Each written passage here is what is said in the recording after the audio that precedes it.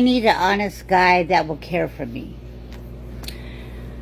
Whenever I find an honest guy that will care for me, whenever he's loyal and respectful and gentle. I feel so defeated right now. I've been trying to meet someone, just anybody worth my time for years. And dating apps are so awful. I don't need to explain to you how awful the dating apps are. So I've been trying to meet people in public, and they're still trash when I do randomly meet people in public. The loneliness and feeling lonely, it's so fucking debilitating, overwhelming, and it just takes up every part of me. We all know by now that being over 50 and being single and trying to find someone compatible as a companion is like finding a needle in a haystack. There's a million of us out there that are all in the same boat, and yet we're alone. And I can't wrap my head around it, and I don't want to be alone, and there's so many of you that don't want to be alone. Sometimes all I fucking want is a hug. A physical hug. And the fact that there's no one around to give me one. That loneliness just really digs deep. I've told myself over the years that I'm okay with my own company. I'm lying to myself because sometimes I fucking hate my own company. I really do. The loneliness, truth be told, is overwhelming.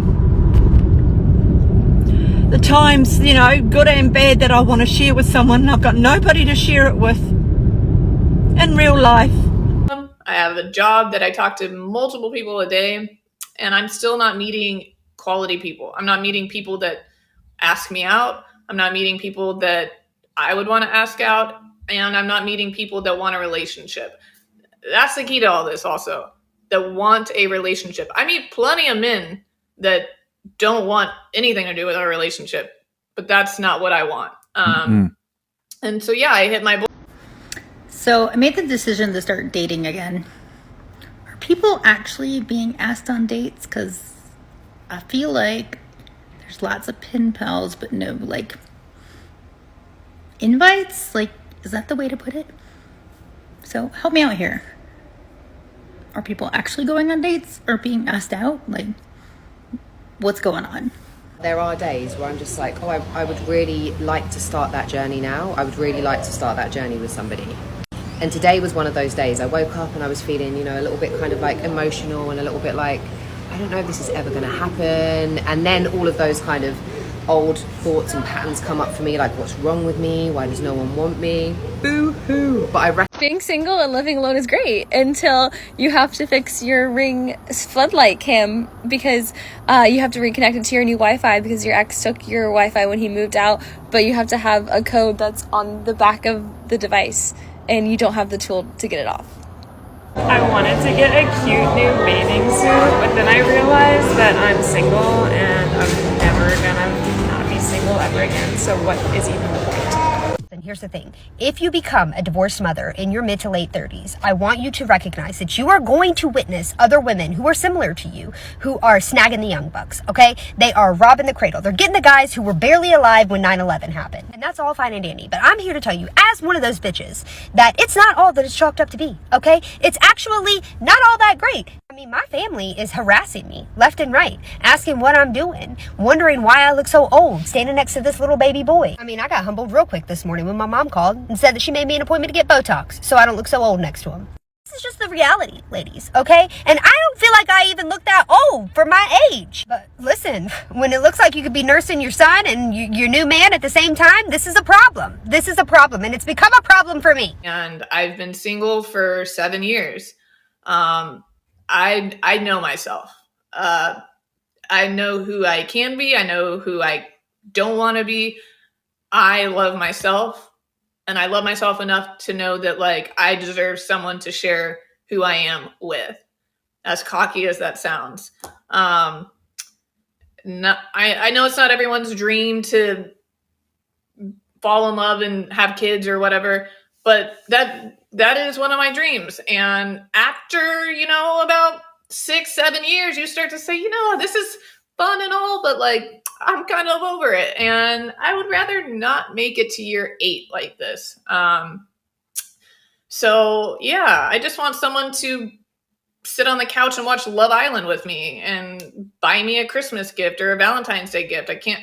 It's been 7 years. I haven't had anyone do anything for me like that. And it's single. And something that I quickly had to learn while dating at my 30s is that 30 or plus year old men would much rather date women that are on their early 20s than women that are 30 or plus years old. And I think the reason for that is because when you turn 30, you hit this wall where you don't take the same shit that you used to take while you were in your 20s. For example, when I was at my 20s, a guy would say, yeah, like I just need time. I cannot be in a serious relationship with you right now. And I would go for it and I would entertain this man. If a man comes today and says, hey, I'm not ready for a serious relationship, it's like, babe, you're 30. The hairline is going back. Like, what else do you need time for? So I quickly had to realize that I'm probably gonna be spending a lot of time single, and I have to be okay with it because I cannot go back to my 20s. I also don't want to. I love being 30 and the maturity and consciousness that I have now. I'm someone who's been eternally single, but there's this one thing that I now know,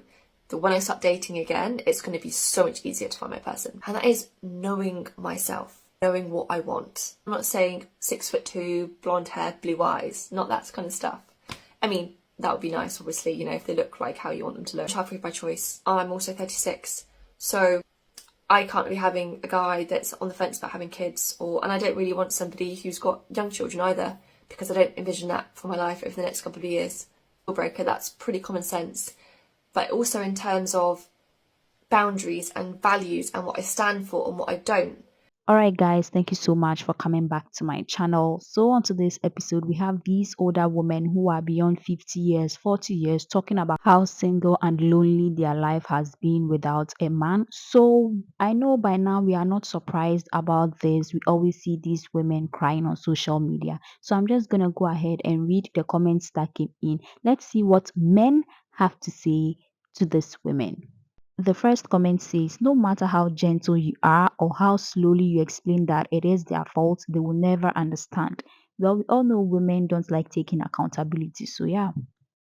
It really is sad that these women don't realize feminism sold them a huge lie until it's way too late.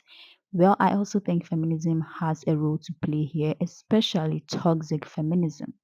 She hates her own company. Well, that makes two of us that hates her company. Okay. Don't cry about being alone. Now you shared the important, intimate parts of your life with strangers. Lay in it.